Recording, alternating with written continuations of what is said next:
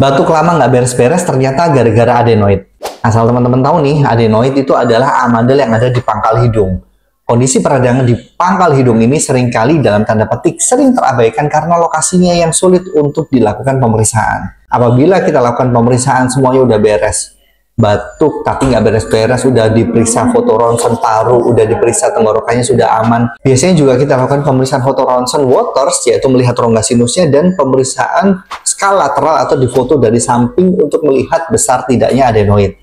Apabila anak tersebut kooperatif, bisa dilakukan pemeriksaan endoskopi, yaitu memasukkan kamera di dalam rongga hidung sampai melihat dari adenoidnya. Apabila adenoidnya membesar, pada kondisi ini bisa memicu proses infeksi yang berulang yang memicu batuk. Batuknya diakibatkan karena produksi lendir yang cukup banyak dan infeksi yang berulang di daerah sana. Nah, satu-satunya cara apabila tidak efektif menggunakan antibiotik, udah berbulan-bulan diobati nggak membaik juga, terpaksa harus dilakukan tindakan adenoidektomi atau operasi adenoid. Tapi harus digarisbawahi ya, tindakan adenoidektomi atau operasi adenoid ini tidak dilakukan pada semua radang adenoid, yaitu hanya pada peradangan yang tidak membaik dan tidak respon terhadap antibiotik saja. Yang ada keluhan bau mulut, jangan skip video ini ya. Jangan-jangan ini nih penyebab dari bau mulut itu. Jadi ceritanya hari ini saya kedatangan pasien dengan keluhan bau mulut. Nah, pada saat kita evaluasi, keluhan rongga hidung yang sebelah kanan aman. Nah, ternyata di rongga hidung sebelah kiri ada gambaran ini. Nah, kita nggak tahu nih, ini benda apa yang ada di dalam itu. Pertama, curiganya ini kayak seperti lendir yang mengering. Tapi ini kelihatannya bukan lendir yang mengering juga. Akhirnya kita putuskan untuk mengambil dengan alat suction. Pada saat kita ngambil dengan alat suction, ternyata cukup sulit untuk diambil. Jadi tidak bisa tersedot karena lengket. Alhasil cuma bisa sampai kayak gini aja. Dan kita lanjutin nih pakai forceps alligator. Jadi menggunakan capitan kecil yang untuk menarik benda asing ini.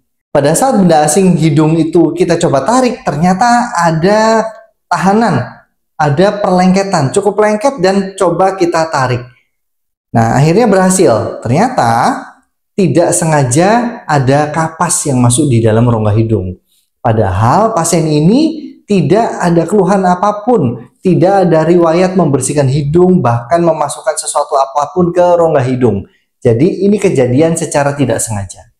Walaupun kasus benda asing pada hidung dewasa itu cukup jarang, tapi hal ini masih memungkinkan untuk terjadi. Buktinya pada kasus ini pasien pun tidak sadar bahwa ada menghirup kapas yang masuk ke dalam rongga hidung.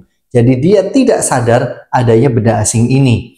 Nah, bisa jadi nih ini sebagai sumber bau mulutnya.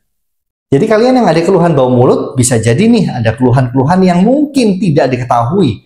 Bisa dievaluasi dari hidung, tenggorokan, atau dari yang lainnya.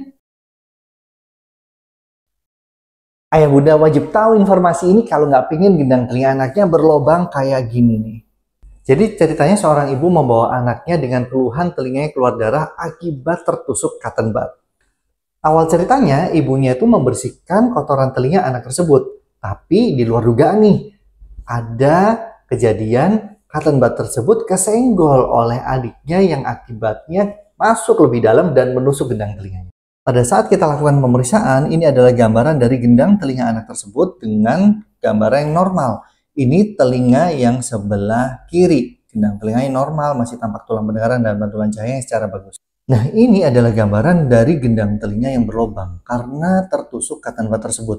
Masih ada beberapa bercak darah di sini dan gendang telinganya masih tampak yang kita sebut dengan ruptur atau bentukan tusukan yang tidak rata. Sehingga ini kita pastikan bahwa karena tertusuk dan bukan karena proses infeksi.